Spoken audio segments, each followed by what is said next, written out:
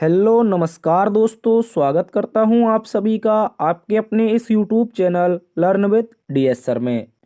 दोस्तों, आज हम एक बार फिर से रीजनिंग की एक अति महत्वपूर्ण क्लास को देखने वाले हैं। साथियों, आज की श्रृंखला में रीजनिंग की पार्ट संख्या 98 को कवर करेंगे।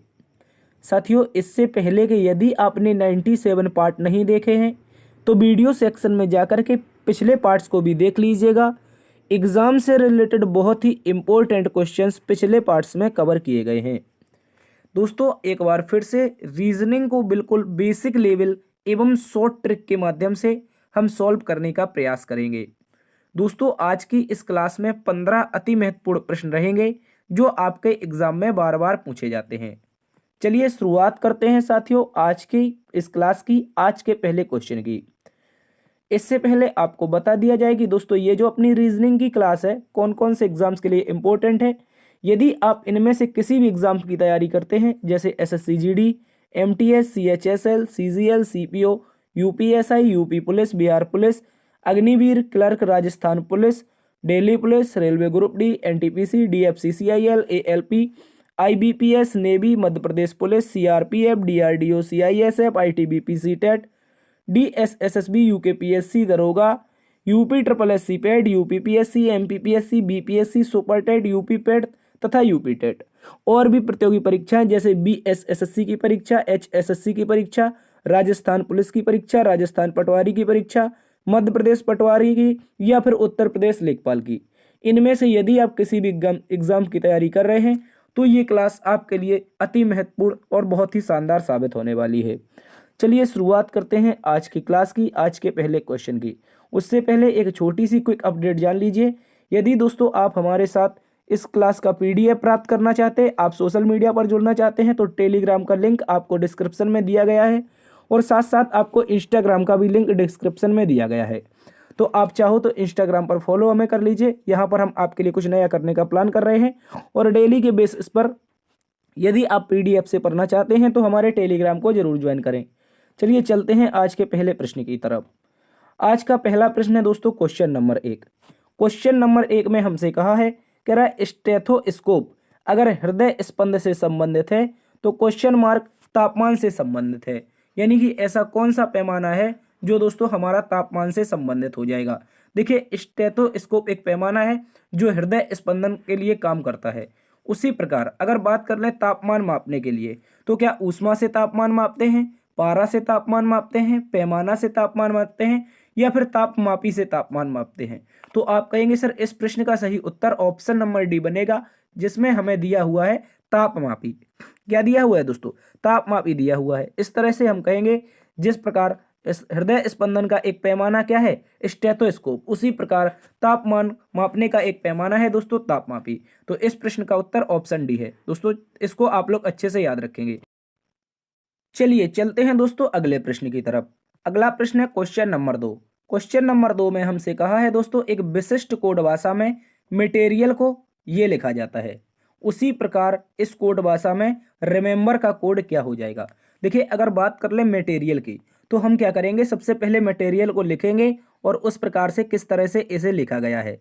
तो चाहो तो आप देख के ही इसका उत्तर बता सकते हो, लेकिन जिन विद्यार्थियों को नहीं आता है वो आप लोग इसको अच्छे से देख लेंगे। देखिए, यहाँ पर ये हो गया हमारा क्या, एक मिनट, यहाँ पर ये हो गया हमारा मटेरियल। ठीक है, मटेरियल को देखा जाए तो दोस्तों आप गौर से समझेंगे इसका कोड क्या है। देखिए, इसका कोड ये है कि लास्ट के जो 4 अंक हैं, सॉरी जो लास्ट के 4 अक्षर हैं उनको पहले रख दिया है। क्या कर दिया है, उसको पहले रख दिया है। ठीक है, सबसे पहले क्या रखा है, लास्ट के 4 अक्षर यानी कि रियल को, तो ये रियल हो जाएगा और मेट बाद में हो जाएगा। इस तरह से इसका कोड बना है। चाहो तो आप देख लो, देखो मेट बाद में है तो पहले है तो बाद में आया, रियल बाद में है तो पहले आया, यानी कि मेट आपका कहाँ पर बाद में आएगा, रियल आपका फर्स्ट में आ जाएगा। उसी प्रकार अब हम देख लेते हैं दोस्तों रिमेंबर को। तो रिमेंबर कुछ इस तरह से लिखा जाएगा REME, एम और BER। तो ये क्या हो जाएगा हमारा, ये हमारा रिमेंबर हो जाएगा। तो लास्ट के जो 4 अक्षर हैं वो पहले आने चाहिए। लास्ट के 4 अक्षर का मतलब कौन कौन से अक्षर दोस्तों, आप कहेंगे एम के अतिरिक्त एम के अतिरिक्त आगे पहले कौन आएगा, एम के बाद बी आएगा, उसके बाद ई आएगा, फिर आर आएगा। तो MBER पहले स्थान पर होना चाहिए। तो एम से शुरुआत गलत उत्तर है, नहीं हो रही है। MBER देखेंगे इसमें दे रखा है, MBER इसमें भी दे रखा है और MBER इसमें भी दे रखा है। तो आगे क्या आना चाहिए? आप कहेंगे सर REME इस तरह से आना चाहिए। MBER के बाद तुरंत एक और REME आना चाहिए। तो लेकिन यहाँ पर देखिए ऑप्शन नंबर बी में कहीं पर RE नहीं है, यहाँ पर EM है, तो ये वाला गलत है। उसके बाद यहाँ पर है REME, लेकिन यहाँ पर देखिए ऑप्शन नंबर सी में देखें तो REME दे रखा है, यानी कि सी नंबर ऑप्शन सही हो जाएगा। ठीक है, इसको याद रखेंगे। लेकिन जब ऑप्शन नंबर डी को देखते हैं तो यहाँ पर डबल ई साथ में है, लेकिन यहाँ पर कहीं भी डबल ई साथ में नहीं है, तो ऑप्शन नंबर डी गलत हो गया। ऑप्शन नंबर सी इस प्रश्न का सही उत्तर है। लास्ट के 4 अंक पहले रख देने हैं और शुरुआत के 4 अंक बाद में रख देने हैं, तो इसका कोड बन जाएगा। चलते हैं अगले प्रश्न की तरफ। अगला प्रश्न है दोस्तों हमारे पास क्वेश्चन नंबर 3। क्वेश्चन नंबर 3 में हमसे कहा है निम्नलिखित शब्दों को शब्दकोश के अनुसार व्यवस्थित कीजिए। यहाँ पर कुछ अक्षर दे रखे हैं, कुछ शब्द दे रखे हैं, 5 शब्द, इनको शब्दकोश के अनुसार व्यवस्थित करना है। तो दोस्तों सबसे पहले समझिए इसमें आएगा क्या। देखिए यहाँ पर क्या है, यहाँ पर लिखा है इंट्री सेट। क्या लिखा है? Entry set.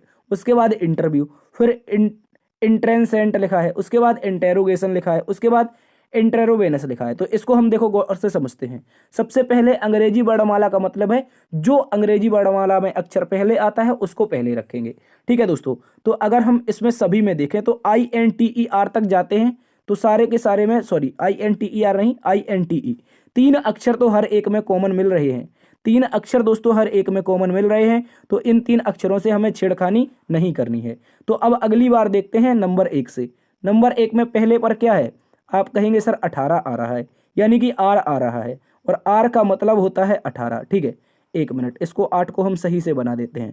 उसके बाद दूसरे नंबर में देखेंगे तो क्या आ रहा है? आप कहेंगे 5 आ रहा है।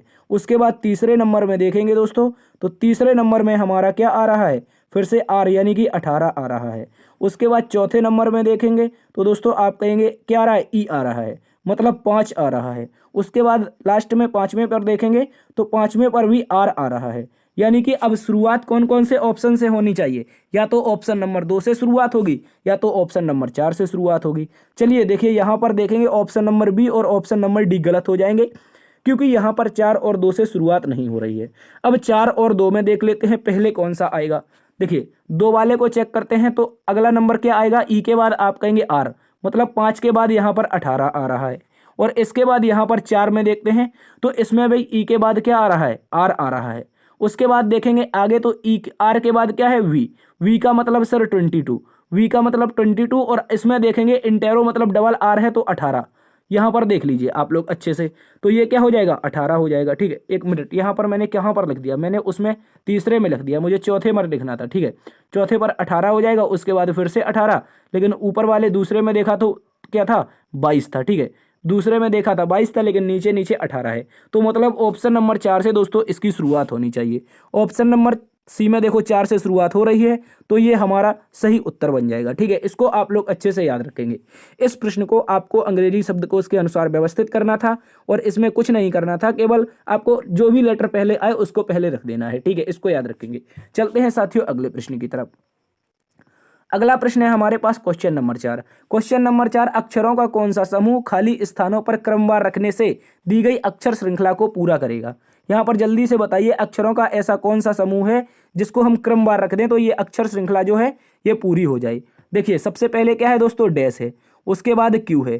ठीक है, उसके बाद क्या है? आप कहेंगे सर R है, फिर डैश है, फिर उसके बाद S है, फिर उसके बाद R है, फिर Q है। ठीक है, फिर इसके बाद डैश है, फिर P है, फिर उसके बाद डैश है, RS है, फिर डैश है, फिर R है, फिर डैश है, फिर P है। तो इस तरह के कुछ हमें क्या दिए गए हैं? आप कहेंगे सर लेटर दिए गए हैं। लेटरों में कुल कितने लेटर हैं ये काउंट करेंगे तभी तो इसको सॉल्व करेंगे। 1 2 3 4 5 6 7 8 9 10 11 12 13 14 15 और 16। टोटल नंबर ऑफ टर्म कितने हैं दोस्तों? आप कहेंगे सर 16 टर्म है। कितने हैं? 16 टर्म। और 16 टर्मों को कैसे विभाजित करते हैं? 4 गुणा 4 में। 4 गुणा 4 के पेयर बनाएंगे, तो पहला 4 का पेयर ये, दूसरा 4 का पेयर ये, और यहाँ पर तीसरा 4 का पेयर, 1 मिनट, ये पेयर गलत बन गया, ये 4 का पेयर बनेगा, फिर यहाँ पर 4 का, और उसके बाद यहाँ पर 4 का, ऐसे पेयर बनेंगे। तो दोस्तों आप कहेंगे सर इसमें फिल क्या होगा? तो देखिए यहाँ पर ऑप्शन को देख लें तो P और Q से शुरुआत हो रही है, तो देखिए यहाँ पर P से शुरुआत है, और यहाँ पर आगे देखें तो S से शुरुआत है। ठीक है दोस्तों, S से शुरुआत है, तो क्या कर सकते हैं? आप कहेंगे 1 मिनट इसको समझते हैं। ठीक है, इसको समझते हैं। तो यहाँ पर एक लेटर का एक सीरीज चल रही है दोस्तों, एक सीरीज चल रही है, उस सीरीज को हम समझेंगे गौर से। सीरीज क्या है? जो पी क्यू आर एस है, जो पी क्यू आर एस है, इनकी हेरा फेरी का क्रम दिया हुआ है, इनकी हेरा फेरी का क्रम दिया हुआ है। कैसे? देखिए यहाँ पर पी रख दूं, इसके बाद यहाँ पर क्यू आर और एस हो जाएगा, ठीक है। उसके बाद एस आर क्यू है तो पी रख देंगे, पी क्यू यहाँ पर क्यू रख देंगे तो आर एस हो जाएगा, और इसके बाद यहाँ पर एस रख देंगे आर, और यहाँ पर क्यू रख देंगे। देखिए एक बार में पी क्यू आर एस हो गया, एक बार में एस आर क्यू पी हो गया, एक बार में पी क्यू आर एस और दूसरी बार में एस आर क्यू पी। तो ये हमारा पेयर बन जाएगा, ठीक है। और इस तरह से हमने जो टोटल टर्म फिल किए हैं उन टर्मों की भी याद रखना है। कौन कौन से? सबसे पहले दोस्तों पी, उसके बाद एस, तो पी एस से ऑप्शन की शुरुआत होनी चाहिए। ये गलत हो गया, ये गलत हो गया। उसके बाद पी एस के बाद पी फिर से फिल किया था, उसके बाद क्यू फिल किया था, ठीक है। पी एस पी क्यू, ठीक है, पी एस पी क्यू दोनों में दे रखा है। उसके बाद लास्ट में एस क्यू, एस क्यू, ठीक है, इस तरह से। तो लास्ट में एस क्यू देखिए यहाँ पर है, यहाँ पर नहीं है, तो डी वाला गलत हो गया, और ऑप्शन नंबर सी हमारा इस प्रश्न का दोस्तों सही उत्तर हो जाएगा। इसको आप लोग अच्छे से याद रखेंगे। चलते हैं दोस्तों अगले प्रश्न की तरफ। अगला प्रश्न है हमारे पास क्वेश्चन नंबर 5। कह रहा है एक विशिष्ट कोड भाषा में आर्म्स को ये लिखा जाता है, लेयर को ये लिखा जाता है, तो इस कोड भाषा में स्मॉल का कोड क्या होगा? अच्छे से इस प्रश्न को समझिए। सबसे पहले क्या लिखा है? आप कहेंगे सर आर्म्स लिखा है, इसको हम कलर चेंज कर लेते हैं। ये हो गया हमारा आर्म्स, ठीक है, ये आर्म्स हो गया। और इसका कोड क्या है? आप कहेंगे 5 है सर, उसके बाद 4 है, आगे 6 है, फिर 7 है, ऐसा कोड दिया है।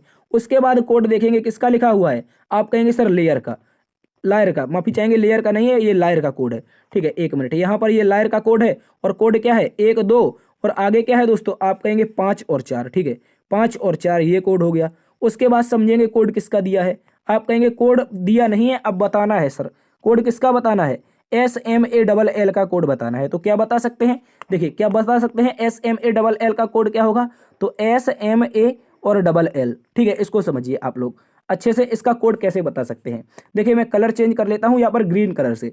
देखिए यहाँ पर AR है, यहाँ पर भी AR है, तो मान लीजिए यहाँ पर देखिए AR का कोड 5 4 था, A के सामने 5 था, R के सामने 4 था, A के सामने 5 है, R के सामने 4 है, यानी कि इन्हीं में से उठा के हमें कोड रखने हैं। तो सबसे पहले S का कोड देखिए क्या है? आप कहेंगे सर 7 है, और सारे के सारे ऑप्शन की शुरुआत 7 से हो रही है, तो S का कोड हम 7 रख देंगे।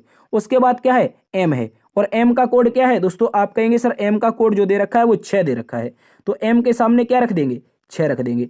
A के सामने अभी हमने कोड देखा था, क्या था? शुरुआत हो रही थी आर्म्स में A से, तो 5 इसका कोड हो जाएगा, 7 6 5। L का कोड क्या था दोस्तों? आप कहेंगे सर एक कोड था, और उसके बाद एक और L है, तो एक और कोड हो जाएगा, ठीक है, एक कोड हो जाएगा। यानी कि लास्ट में डबल 1 आना चाहिए, और लास्ट में डबल 1 देखेंगे सर ऑप्शन नंबर सी में दे रखा है, ठीक है दोस्तों। यदि आपको ये प्रश्न दिखाई नहीं दे रहा है तो आप इसको 360 पर कर लीजिए, आप अच्छे से समझ जाएंगे, ठीक है दोस्तों। इसका कोड क्या हो जाएगा? 76511, इसका सही उत्तर है, इसको याद रखेंगे। चलते हैं अगले प्रश्न की तरफ। अगला प्रश्न है हमारे सामने क्वेश्चन नंबर 6। क्वेश्चन नंबर 6 में दोस्तों कहा है निम्नलिखित में से कौन सी आकृति, निम्नलिखित में से कौन सी आकृति प्रश्न आकृति का प्रयोग करके नहीं बनाई जा सकती है? ऐसी कौन सी आकृति है, कैसे ऐसी कौन सी उत्तर आकृति है जो दोस्तों प्रश्न आकृति का प्रयोग करके नहीं बनाई जा सकती है? देखिए गौर से समझेंगे। अगर ऑप्शन नंबर 1 हो तो इसको कुछ ऐसे लिखा गया है, कैसे? ऐसे।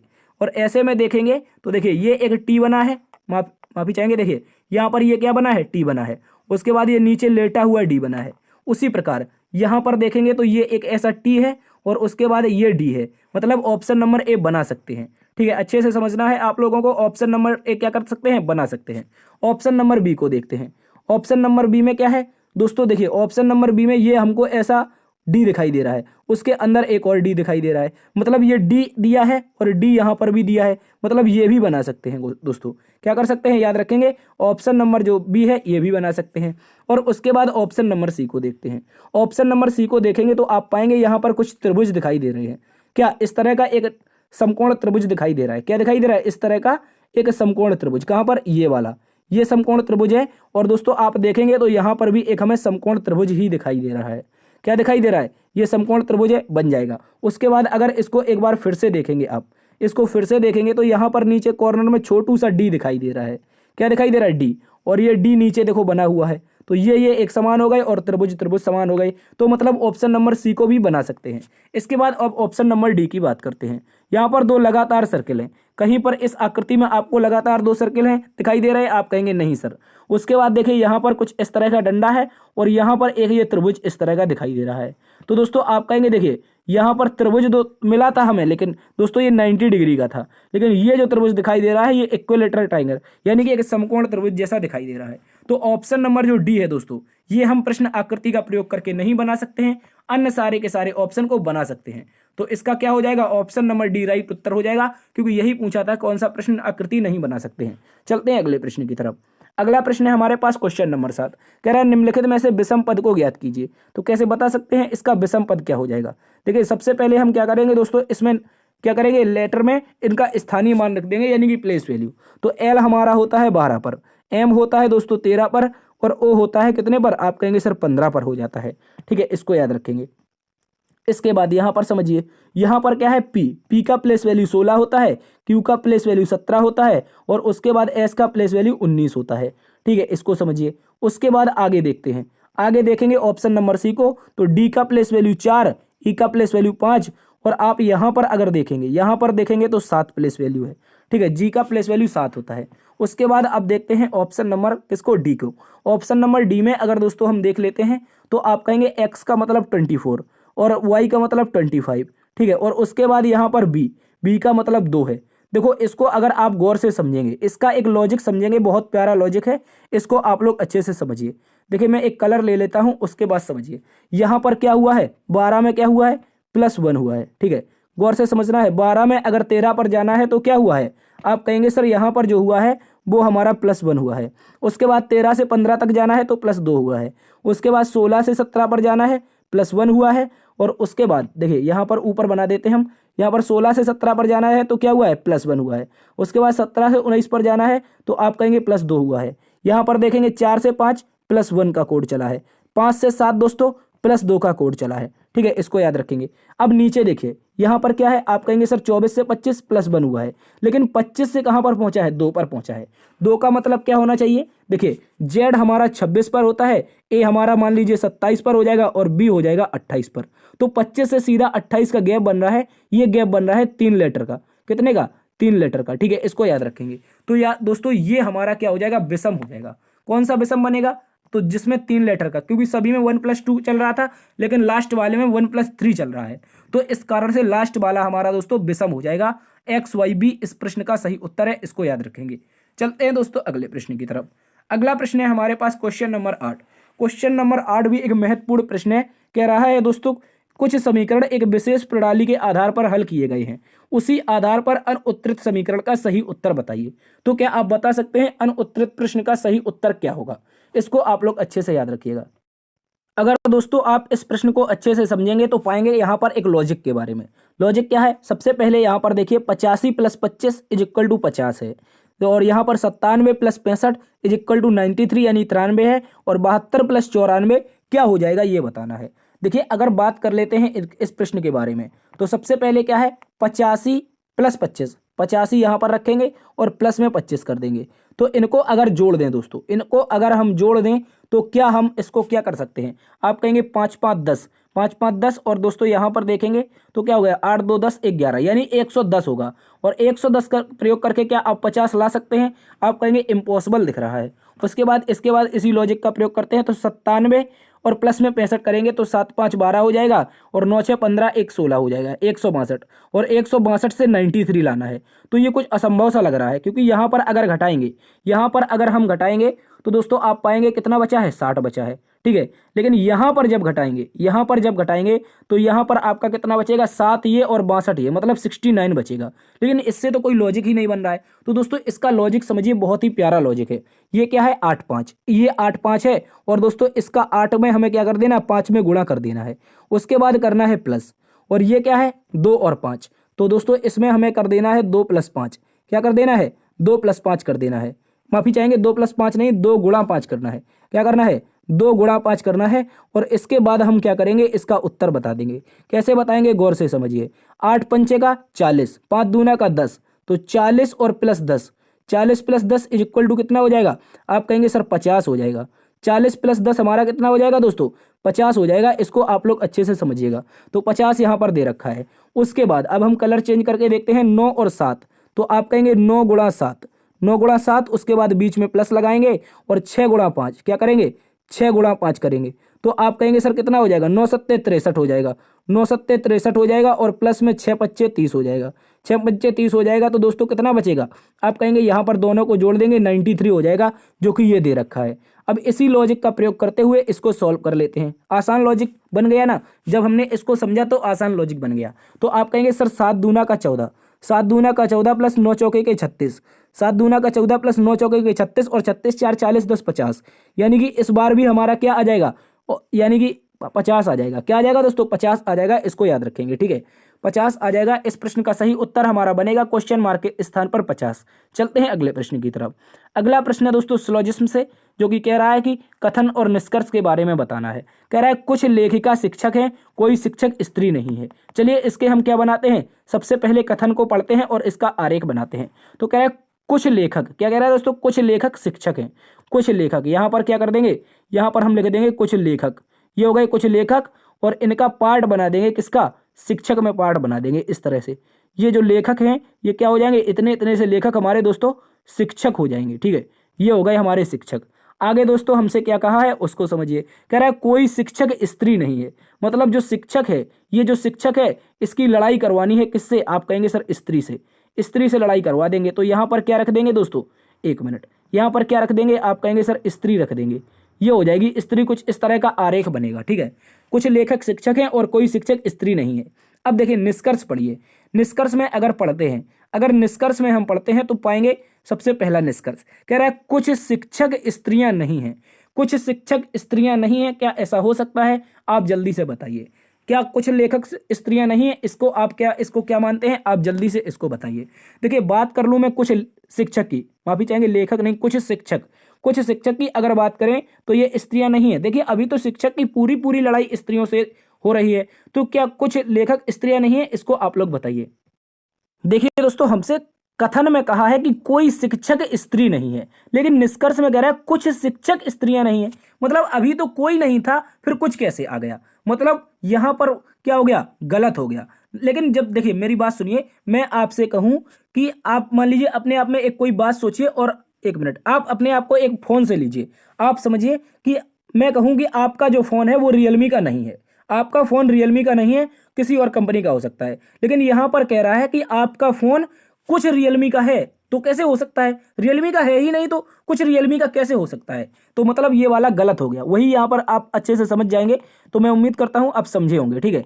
इसके बाद कह रहा है कुछ स्त्रियां शिक्षक हैं, कुछ स्त्रियां शिक्षक हैं। अभी कह रहा था कुछ स्त्रियां शिक्षक नहीं है, वो कथन में भी कहा है कि कुछ कोई शिक्षक स्त्रियां है ही नहीं, लेकिन यहां पर भी कह रहा है कुछ स्त्रियां शिक्षक हैं, तो ये वाला भी गलत है, क्योंकि कथन भी हमारा नेगेटिव है, तो फिर पॉजिटिव निष्कर्ष तो निकल ही नहीं सकता। अच्छे से समझना है, ठीक है। तो इस तरह से ये दोनों के दोनों गलत हो गए। अब जब दोनों के दोनों गलत हो गए तो यहां पर हमें एक ऑप्शन दिखाई दे रहा है, option number C. Option number C, ना तो एक और ना ही दो सही है, ठीक है दोस्तों, ना तो एक और ना ही दो सही है, इसको याद रखेंगे। चलते हैं अगले प्रश्न की तरफ। अगला प्रश्न है क्वेश्चन नंबर 10। क्वेश्चन नंबर 10 में हमसे कहा है विजय पश्चिम की ओर 10 मीटर चलता है, फिर बाएं मुड़कर 10 मीटर चलता है, फिर बाएं मुड़ता है और 10 मीटर चलता है। अब वह दाईं ओर 45 डिग्री घूमकर सीधे चलता है। अब बताइए वह किस दिशा में जा रहा है। तो सबसे पहले विजय नाम का लड़का है, वो मान लीजिए किसी बिंदु से, इस बिंदु से वो चलता है कहां पर, पश्चिम की ओर। अब ये पश्चिम की ओर दोस्तों चल रहा है विजय, और इसने दूरी तय की है 10 मीटर की, ठीक है। उसके बाद बाएं मुड़ा है, इसके बाद अब वो कहां पर मुड़ा है, बाएं। और जब पश्चिम में मुख है तो दोस्तों जब ये बाएं मुड़ेगा वो नीचे की ओर जाएगा, कहां पर, नीचे की ओर, और दूरी इसकी 10 मीटर ही है, क्योंकि कहा है बाएं मुड़कर 10 मीटर चला। उसके बाद फिर से बाएं मुड़ा है और 10 मीटर चला, तो अब बाएं मुड़ेगा तो कहां पर, पूर्व में हो जाएगा। देखिए इसका मुख दक्षिण दिशा में है और बाएं मुड़ना है, तो ये दोस्तों कहां पर हो जाएगा, गौर से समझना है, पूर्व में हो जाएगा। और दूरी इसकी दोस्तों 10 मीटर ही रहेगी, क्योंकि ये कहा है। इसके बाद अब ये इस बिंदु पर आ चुका है, कहां पर, इस बिंदु पर। इस बिंदु पर आने के पश्चात उसका मुख कहां पर है दोस्तों, पूर्व की ओर है, क्योंकि ये दिशा ही तो ऐसी बनती है, यही तो ईस्ट होती है, और मुख किस दिशा में है, ईस्ट की दिशा में है, ठीक है। तो अब इसको समझिए, कह रहा है दाईं ओर 45 डिग्री घूमकर। दाईं का मतलब क्या होता है, सीधे दिशा में, सीधे दिशा में। अब मैं यहां पर इसको बना दूं कलर चेंज करके, इसको समझिए। यहां पर ये इसका मुख है और इसको दाईं ओर मुड़ना है, ठीक है, पूर्व की ओर मुख है इसका और दाईं ओर इसको मुड़ना है, तो दायां कौन बनेगा, और 45 डिग्री मुड़ना है। तो दोस्तों आप कहेंगे कुछ ऐसा मुड़ेगा सर, कुछ ऐसा मुड़ेगा, इसको समझना है, ठीक है। कैसा मुड़ेगा? ऐसा। और ये जो एंगल बनेगा ये 45 डिग्री का बन जाएगा। कितने का बन जाएगा? 45 डिग्री का। तो इस तरह से ये एंगल बन जाएगा। और क्वेश्चन में क्या पूछा है? अब वह किस दिशा में जा रहा है, तो ये दिशा कौन सी बनेगी? इन दोनों के बीच की दिशा कौन सी बनेगी? आप कहेंगे ईस्ट और साउथ, मतलब south east. East, south east का मतलब दक्षिण पूर्व दिशा। कौन सी हो जाएगी दोस्तों? दक्षिण पूर्व दिशा। बहुत शानदार क्वेश्चन है, इसको आप लोग एक बार फिर से समझिएगा। चलते हैं हम अगले प्रश्न की तरफ। अगला प्रश्न है हमारे पास क्वेश्चन नंबर 11। क्वेश्चन नंबर 11 में हमसे कहा है निम्नलिखित विकल्पों में से वह शब्द चुनिए जो दिए गए शब्द के अक्षरों का प्रयोग करके नहीं बनाया जा सकता है। निम्नलिखित विकल्पों में से वह शब्द चुनना है जो दिए गए अक्षरों का प्रयोग करके नहीं बनाया जा सकता है। अक्षर कौन से दे रखे हैं? देखिए ये अक्षर दे रखे हैं, बहुत बड़ा सा नाम है, इसको आप पढ़िए। चलिए हम पढ़ने का प्रयास करते हैं। कह रहा है डेंसिटी ट्यूशनलिजेशन।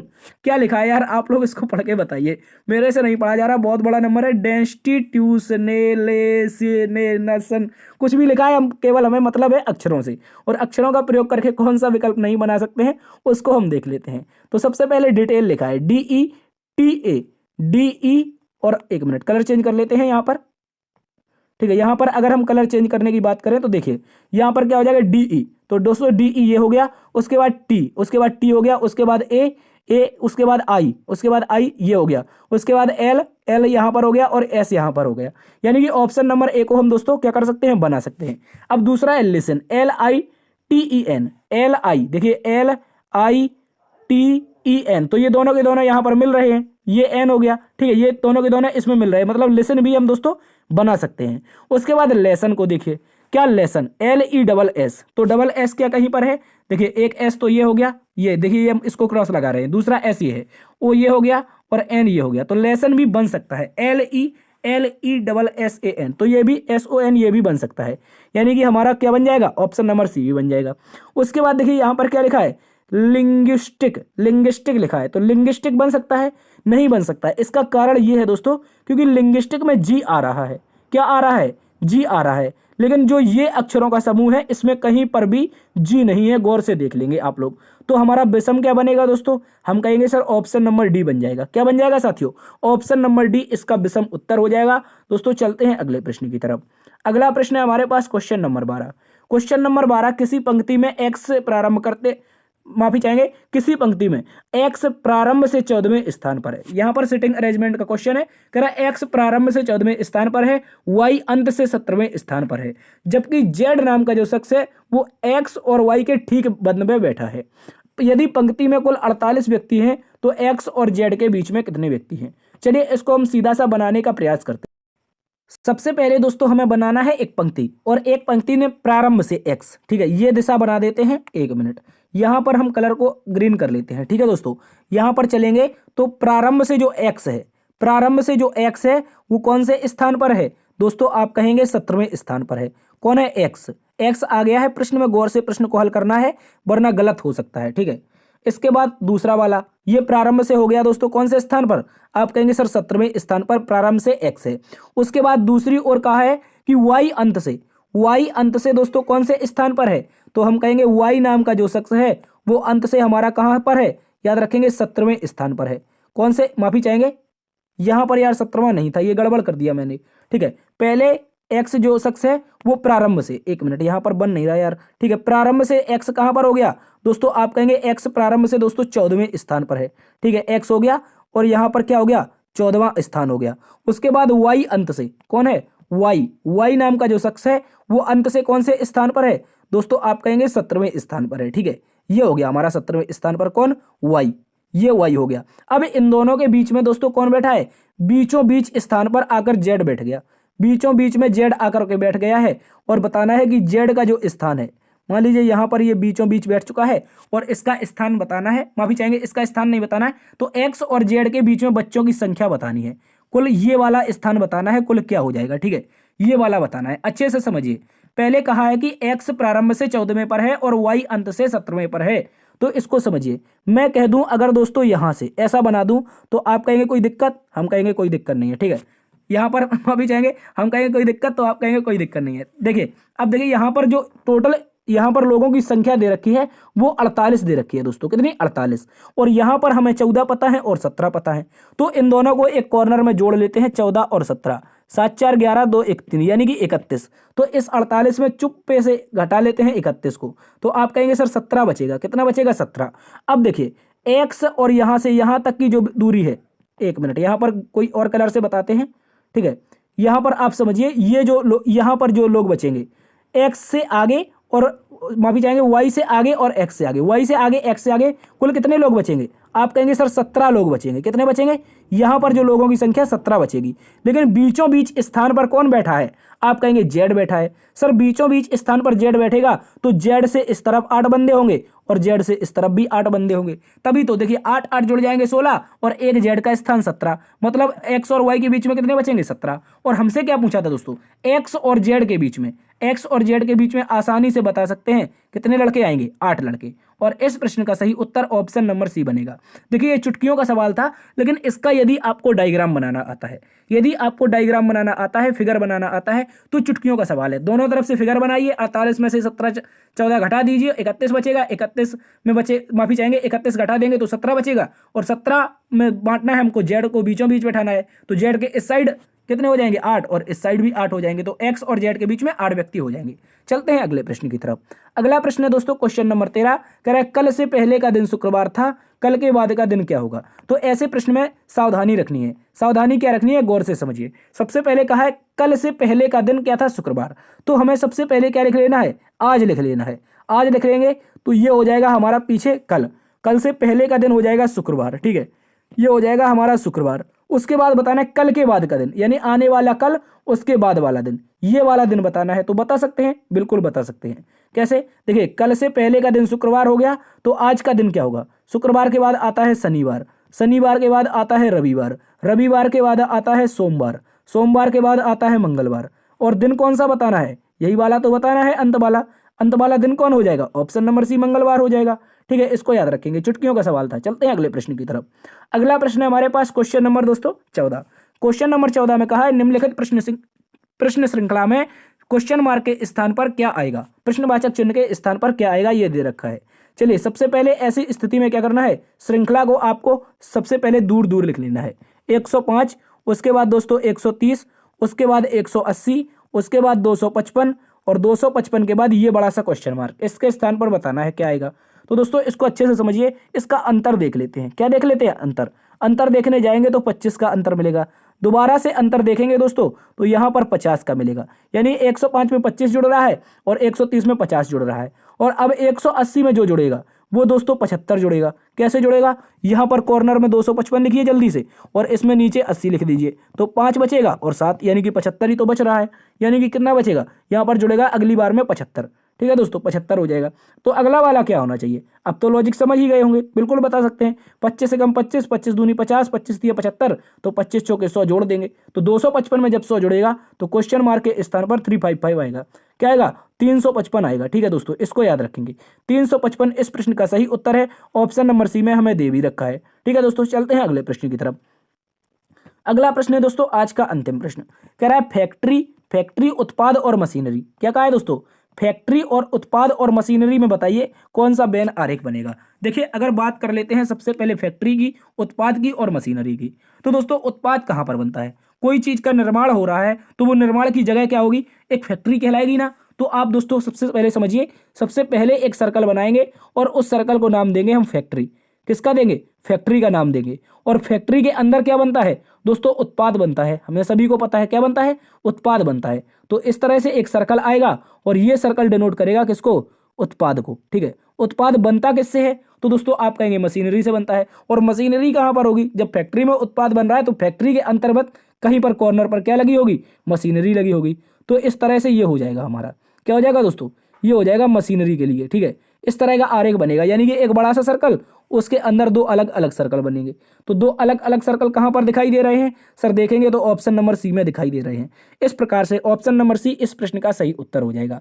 तो दोस्तों कैसी क्लास लगी? आज की क्लास यहीं पर समाप्त होती है। आशा करते हैं आज की क्लास आपको पसंद आई होगी। तो दोस्तों आप लोग अपना कमेंट बॉक्स में रिव्यू बताइए, क्लास अच्छी लगी या बुरी लगी। जैसी भी क्लास लगी है तो कमेंट बॉक्स में एक बार रिव्यू जरूर बताइए।